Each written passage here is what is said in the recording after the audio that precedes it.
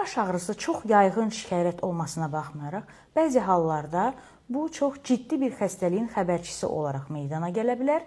Məsələn, əgər pasiyent deyirsə ki, mənim başımda çox güclü bir ağrı oldu, hansını ki, mən heç vaxt belə bir güclü ağrı hiss etməmişdim, bu subarachnoidal qanamanın bir təzahürü ola bilər və belə pasiyentlərə vaxtında və lazımi yardım göstərmək lazımdır. Əgər baş ağrısı nitqin tutulmasıyla, görmənin pozulmasıyla, iki görməklə, əldə ayaqda uyuşma, zəiflik, keymə ilə müşayiət olunursa, bu insultun xəbərçisi ola bilər.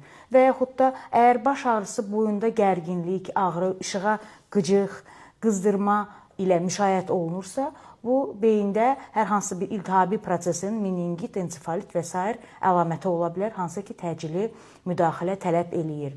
Əgər baş ağrısı 50 yaşdan yuxarı ilk dəfə başlayıbsa və getdikcə artırsa, mütləq şəkildə vaxtında və zamanında dediyim əlamətlər olanda nevroloqa müraciət edib bu baş ağrını qiymətləndirmək lazımdır. Unutmayın ki, zamanında göstərilmiş yardım həyatı xilas eləyə bilər.